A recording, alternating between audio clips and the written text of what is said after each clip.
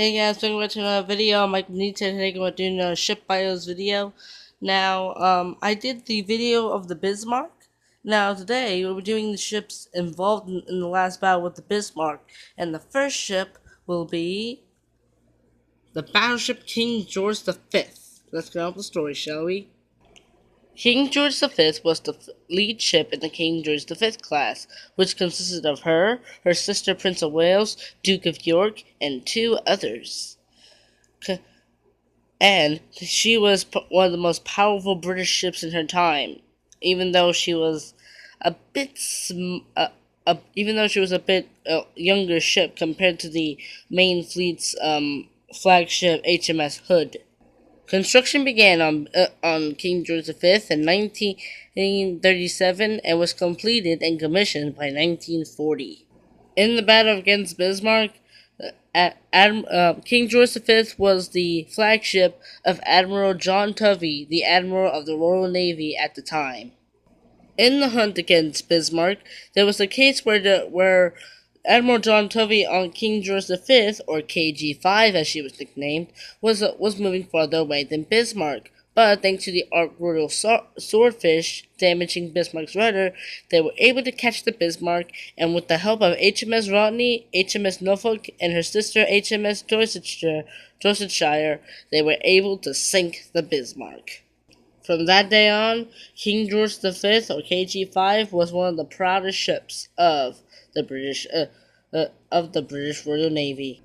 On May 1st, 1942, and while working in the Pacific, with USS Washington, KG5 accidentally collided and sank HMS Punjabi, which is this destroyer right here.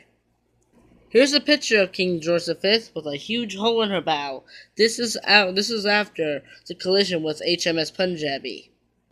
In 1944, King George V, along with his sister Ho, were sent from Liverpool to Gibraltar in the Mediterranean for Operation Husky. Sorry, my mistake. It happened in 1943, but because of this, her sister King KG5, her sister Ho, and many other American and British ships were able to bombard the island of Tanini. In 1944, King George V was sent into the Pacific to join American ships in bombardments against other islands and such.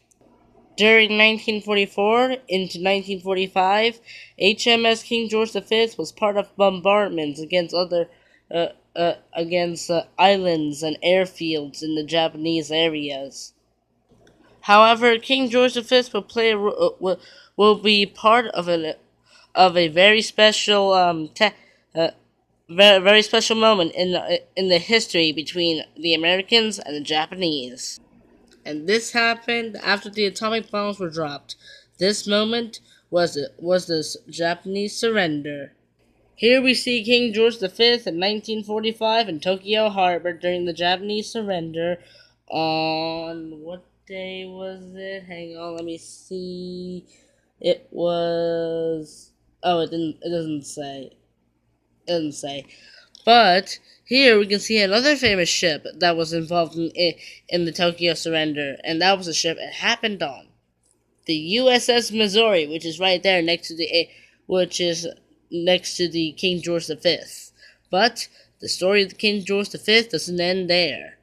In January of 1946, KG5 escorted or carried the Duke and Duchess of Gloucester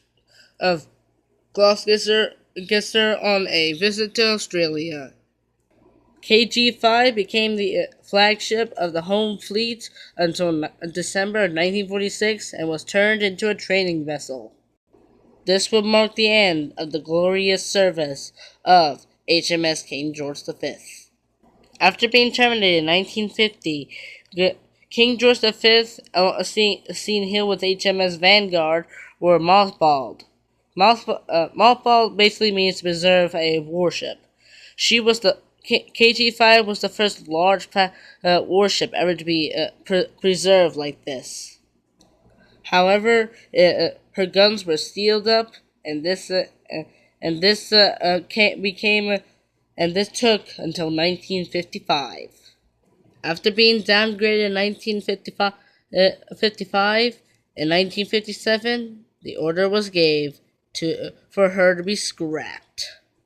In Garlock Damier 1957, HMS King George V, pride of the British Navy and flagship, and nicknamed KG5, and one of the ships to sink the Bismarck, was scrapped in 1957.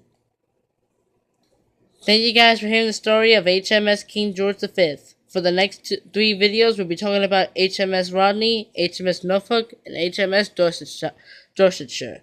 Have a nice day. Thank you guys for watching this video of the HMS King George V. Have a nice day, everyone. This is Mike Benitez signing out. Bye.